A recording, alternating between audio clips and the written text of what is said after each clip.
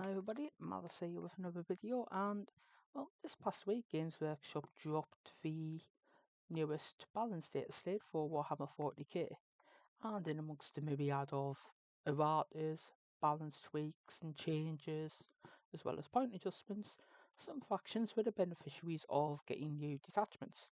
One of those being my golden boys, the Adeptus Custodes. So let's get into the meat of this video and the lines of the Emperor detachment. So let's start off with the headlines in the detachment rule. Against all odds. Now how this works is each time an Adeptus Custodes unit from your army, excluding vehicles, key point there, makes an attack, if there are no friendly units within 6 of that unit, add 1 to the hit roll and 1 to the wound roll. A nice solid army rule, pretty much fitting the Custodes thing of always outnumbered, but very rarely outfought individually. Bonuses for fighting individual battles away from each other, and good ones at that. Getting so essentially you're pretty much nailed on to hit, or things you nailed on to wound with it. All good stuff. Now let's get into the enhancements, the stuff that makes me very happy with this detachment and why I love it so. And we'll start off with the headliner, Superior Creation. So this is for Custodes infantry models only. The first time the bearer is destroyed, roll a d6 at the end of the phase. On a 2+, set the bearer back up on the battlefield as close as possible to where it was destroyed and not within engagement range of one or more enemy units with its full wounds remaining. Yes, that shield cap. You can turn your shield captain into an absolute tank. It's like, you've taken him down once. Boom. 2+, he's back up again, fully fighting fit. Yeah, and it's not just your shield captain, it could be a blade champion, anything like that, but essentially it gives them another full bite at the cherry at full strength. Now, self-res effects aren't that common within Warhammer as a whole, but they're especially not common to give you your full starting wounds back. They normally only give you a couple or a randomised number. Yeah, having your shield captain come back with a full 6, 7 or even 8 wounds in some cases. Win. And so is the next enhancement on the list, Presidius. Now beforehand, this was a Storm Shield, but since enhancements these days aren't tied to a specific thing, it can be whatever. So what does Presidius do? Well, Presidius does this. But on the Custodes model, the bearer gets lone operative and stealth. Hello, Blade Champion, is all I'm going to say with this one. This thing, Presidius, screams being put on a Blade Champion or on a Shield Captain with a Dawn Eagle jet bike. They can go around on their own, they can beat face, and you pretty much have to be on top of them to do any form of reprisal to them. Win. Massive win. Excuse me. So the next enhancement, Fierce Conqueror. Now this one is only for shield captains of any flavour. So at the start of the fight phase until the end of the phase, add 2 to the attack's characteristic of melee weapons equipped by the model for every enemy. 5 enemy models within 6 of the bearer. So if you know your shield captain is going to have to fight through a horde of enemies in order to get to a meaty target, give him Fierce Conqueror, and he can tear through that horde so much easier. With an extra couple of attacks. Can't complain about any of these enhancements so far. But wait, there's one more. Admoni Mortis. Again, it's another shield captain only enhancement. Improve the weapon character, the strength characteristics, with melee weapons equipped by the bearer by 3. Yeah. Castellan axe. Normally +3. Take it to +6. So you can have a shield captain swing the Castellan axe at strength 11. But there's more. You also add 1 to the armor penetration and damage of that weapon. So you're having an easier time wounding the target, which, to be fair, in melee custodes generally don't find it hard to wound things anyway, but hey, if you're going to give them more strength, make it easier for them. So all but the toughest of things you're going to be wounding on 2s. You're going to be doing extra damage, you're going to be getting extra armor penetration. Again, a total win, and to be honest, I can't pick a favourite out of any of these enhancements. They're all really, really good. I mean, granted, Fierce Conqueror is maybe the more situational one if you don't fight a very horde-based meta, but the other 3, take your pick. You've got good defensive options. Admoni Mortis is a monster of an offensive option.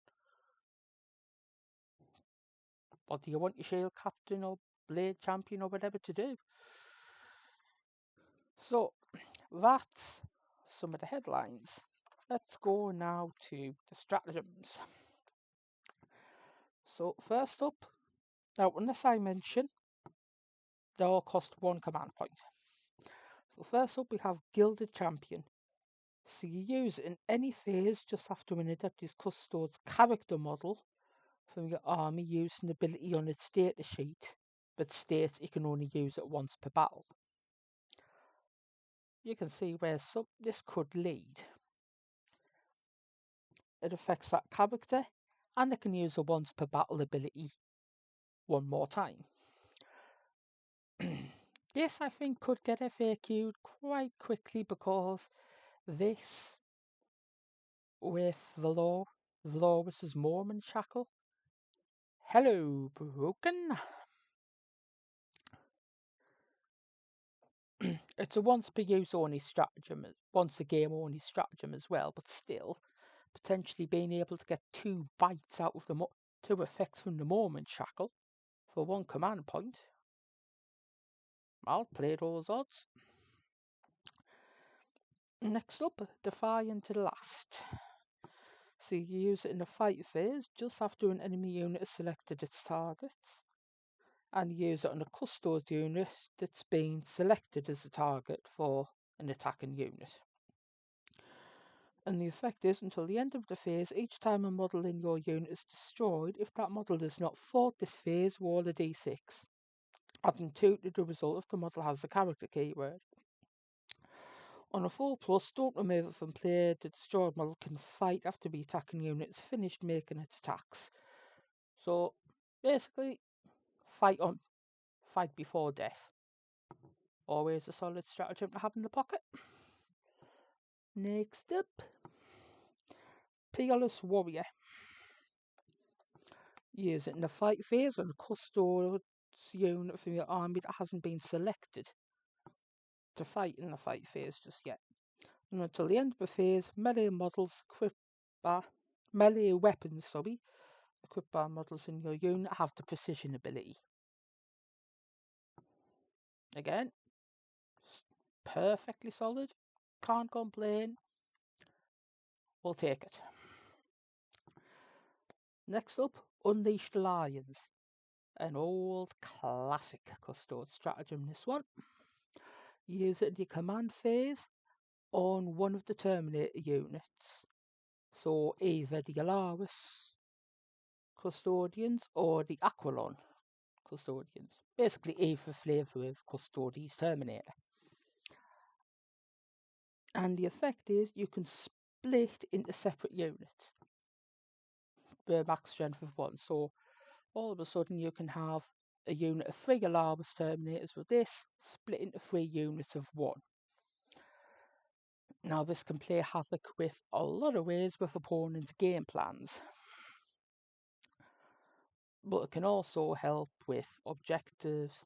There's a lot of utility with this stratagem, and like I mentioned before, it's a classic old school Custodes stratagem. Pretty much what the Alaris are known for, being a unit of one in a unit of multiple, but then just being able to go to a unit of one and absolutely beating face whenever they need to. Very happy to see that stratagem back. Next up, Manoeuvre and Fire. So you use it in your movement phase just after a Custodes unit from your army has fallen back. And until the end of a turn, that unit is eligible to shoot and declare a charge on the turn on which it fell back. Again, perfectly solid. If it's with a unit of Sagittarium in a fight you don't want them to, you can have them fall back and then go pot shot with the guns. If it's a unit of Wardens or Custodian Guard, you can have them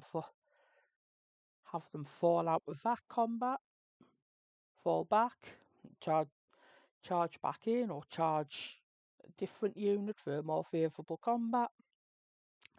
A lot of utility in that stratagem, always a very solid one to have in the playbook. And finally, we go Swift as the Eagle. So you use this one in your opponent's shooting phase just after an enemy unit has shot. And your target is an Adeptus Custodes unit, excluding vehicles. So remember that. That was selected as the target of one or more of the attacking unit attacks. And the effect is you can make a normal move up to D6. So, again, you can use this. It's solid, something that can be used to your benefit. If a unit's pot-shotting you, pot-shotting one of your units, use it. Get the move forward. You can maybe move closer to them, get the charge off in your next turn.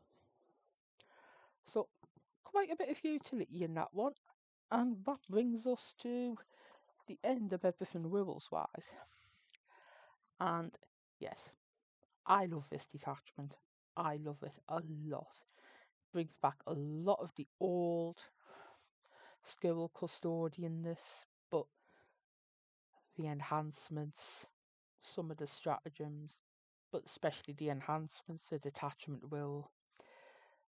It screams to me, it speaks to me. It's how I want to play Custodes. So by default, this is now my favourite and will be my go-to detachment for playing Custodes going forward. So what do you guys think? Are you looking forward to facing it, or fellow Custodes players?